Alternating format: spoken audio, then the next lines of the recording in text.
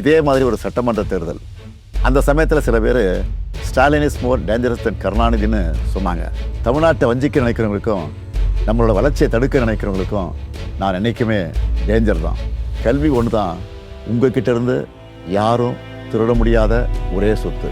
அதனால தான் ஸ்கூலில் காலை உணவு திட்டம், காலேஜ் ஸ்டூடெண்ட்டுக்கு லேப்டாப். நம்மளோட ஆட்சியை பற்றின விமர்சனம், ஃபீட்பேக் எல்லாத்தையும் காது கொடுத்து கேட்குறவன் தான். ஒரு சில குறைகளும் இருக்குதுங்கிறது எனக்கு தெரியும்.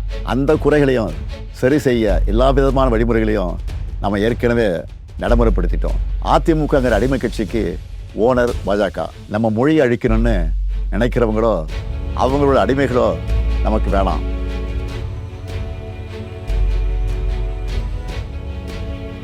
வணக்கம், எல்லாரும் எப்படி இருக்கீங்க?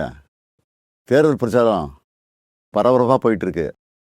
தமிழ்நாடு பூரா நான் மக்களை சந்தித்தாலும் இந்த வீடியோ மூலமாக சில விஷயங்களை உங்ககிட்ட மனசு விட்டு பேசணும்னு நினைக்கிறேன்.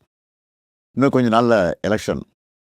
இந்த சமயத்தில் எனக்கு ஒரு விஷயம் மைண்டில் வருது. 2021 இதே மாதிரி ஒரு சட்டமன்ற தேர்தல். அந்த சமயத்தில் சில பேர் ஸ்டாலின் இஸ் மோர் டேஞ்சரஸ் தென் கருணாநிதினு சொன்னாங்க. கலைஞரோட என்னை எப்போவுமே ஒப்பிட முடியாது. அவரை நான் அப்பான்னு கூப்பிட்டதை விட தலைவர்னு கூப்பிட்டது தான் அதிகம். அப்படிப்பட்ட தலைவரை விட நான் மோர் டேஞ்சரஸ்னு அவங்க சொல்லும்போது எனக்கு ஒன்றே ஒன்று தான் தோணுச்சு. தமிழ்நாட்டை வஞ்சிக்க நினைக்கிறவங்களுக்கும் நம்மளோட வளர்ச்சியை தடுக்க நினைக்கிறவங்களுக்கும் நான் என்றைக்குமே டேஞ்சர் தான். இதில் தலைவர் கலைஞரை விட ஒரு படி மேலே இருக்கேன்னா அது எனக்கு பெருமை தானே. ஏன்னா இதெல்லாம் நம்ம தமிழர்களுடைய பிளட்லேயே இருக்குது. என் மேலே நம்பிக்கை வச்சு நீங்கள் என்ன சிஎம் ஆக்கி 5 வருஷம் ஆச்சு.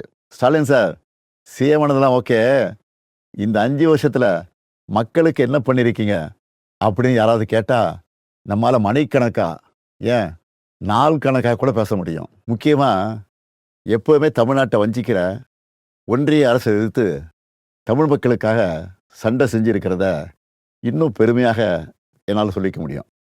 சமூக நீதியுடன் கூடிய வளர்ச்சிங்கிறது தான் நம்முடைய முதன்மையான குறிக்கோள்.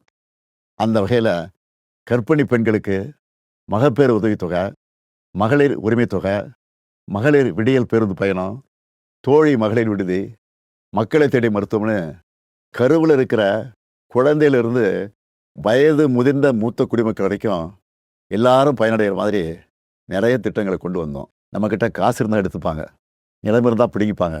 ஆனால் படிப்பு மட்டும் யாராலையும் உங்கள்கிட்ட இருந்து எடுத்துக்கவே முடியாதுன்னு ஒரு சினிமா வசனம் இருக்குது. அது 100க்கு 100 உண்மை.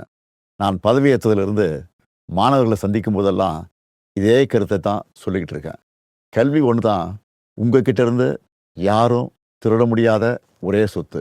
அதனால தான் ஸ்கூலில் காலை உணவு திட்டம், காலேஜ் ஸ்டூடெண்ட்டுக்கு லேப்டாப், அரசு பள்ளியில் படித்த மாணவ மாணவிகளுக்கு மாதம் 1000 ரூபாய் உதவித்தொகை, நான் முதல்வன் திட்டம்னு கல்விக்காக மட்டும் இந்த ஆட்சியில் அவ்வளவு திட்டங்களை கொண்டு வந்திருக்கிறோம். நீங்கள் எந்த டேட்டா வேணாலும் எடுத்து பாருங்கள். தொழில்துறை, விவசாயம், கல்வின்னு எல்லா துறையிலையும் தமிழ்நாடு டாப்பில் இருக்கும். அதுக்கு அடையாளமாக 14 வருஷத்துக்கு அப்புறம் தமிழ்நாட்டுடைய பொருளாதார வளர்ச்சி 11.19% எந்த மாநிலமும் தொடாத இரட்டை இலக்கத்தை தொட்டிருக்கு. இன்னும் உயரம் தொடுவோங்கிற உறுதியும் எனக்கு இருக்குது. இப்படி எல்லா வகையிலும் நாம் முன்னேறி இருந்தாலும் ஒரு சில குறைகளும் இருக்குதுங்கிறது எனக்கு தெரியும். ஏன்னா நம்மளுடைய ஆட்சியை பற்றின விமர்சனம், ஃபீட்பேக் எல்லாத்தையும் காது கொடுத்து கேட்குறவன் தான். குறைகளாக சொல்லப்பட்ட சில விஷயங்களை கூட நாம் மற்ற மாநிலங்களை கம்பேர் பண்ணும்போது ரொம்பவே பெட்டராக தான் இருக்கும். இருந்தாலும் அந்த குறைகளையும் சரி செய்ய எல்லா விதமான வழிமுறைகளையும் நம்ம ஏற்கனவே நடைமுறைப்படுத்திட்டோம். அதோட விளைவுகளை இன்னும் கொஞ்ச நாளில் நம்ம பார்ப்போம். உங்கள் எல்லாருக்கும் தெரியும், போன வாரம் ஒன்றிய அரசு டீலிமிட்டேஷன்னு ஒரு மசோதா கொண்டு வந்தாங்க. மக்கள் தொகையை கட்டுப்படுத்தி தொழில் வளர்ச்சியில் பெஸ்ட்டு பர்ஃபார்மிங் ஸ்டேட்டாக இருக்கிற நம்மளை தண்டிக்கிறதுக்காகவே அந்த மசோதாவை கொண்டு வந்த மாதிரி இருந்துச்சு. ஆனால் அந்த மசோதா வந்து அடுத்த நொடி முதல் எதிர்ப்பும் மசோதாவோட நகல் எரிப்பும் நம்ம தமிழ் மண்ணில் என் மூலமாக ஆரம்பிச்சது.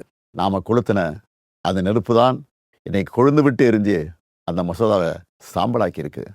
தேர்தல் நடக்கிற இந்த சமயத்தில் இவ்வளவு ஆணவத்தோட நம்மளை வஞ்சிக்க நினைக்கிறாங்கன்னா இந்த தேர்தலில் அவங்க அடிவருடி எடப்பாடி பழனிசாமி ஜெயிச்சு ஆட்சிக்கு வந்துட்டா என்னென்ன கொடுமைகள்லாம் இங்கே அரங்கேறும்னு நான் சொல்லி உங்களுக்கு தெரிய வேண்டிய அவசியம் இல்லை. பாஜக மாதிரி மதவாத சக்திகள் திமுகவை இந்துக்களுக்கு எதிரான கட்சின்னு பொய்யான ஒரு பிரச்சாரத்தை பண்ணிக்கிட்டு இருக்காங்க. திமுக ஒருபோதும் இந்துக்களுக்கு எதிரான கட்சி அல்ல. எங்கள் ஆட்சியில் தான் ஆயிரக்கணக்கான கோவில்களுக்கு குடமுழுக்கு பண்ணியிருக்கிறோம். 7,000 கோடி மதிப்புள்ள கோவில் நிலங்களை மீட்டிருக்கிறோம். இப்படி பொய்யான பிரச்சாரம் பண்ணுறவங்களுக்கு ஒன்றே ஒன்று சொல்கிறேன். 60 வருஷமாக திராவிட கட்சிகள் ஆளுகிற தமிழ்நாட்டில் தான் இந்தியாவிலே அதிகமான கோவில்கள் இருக்குது. இன்றைக்கி அதிமுகங்கிற அடிமை கட்சிக்கு ஓனர் பாஜக.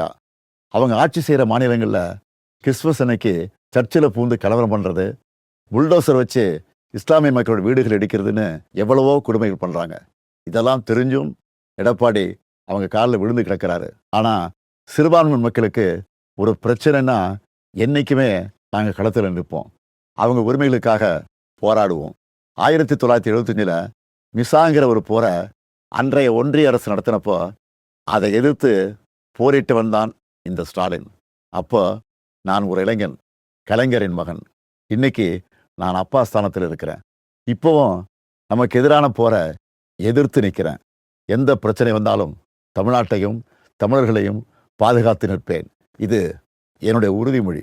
எந்த வகையில் வந்தாலும், எத்தனை முறை முயற்சி பண்ணாலும், திமுக இருக்கிற வரைக்கும் தமிழ்நாட்டில் பாஜகவும் அவங்களுடைய கொடூரமான மக்கள் விரோத சித்தாந்தமும் ஜெயிக்க முடியலன்னு வரலாறு சொன்னால் போதும்.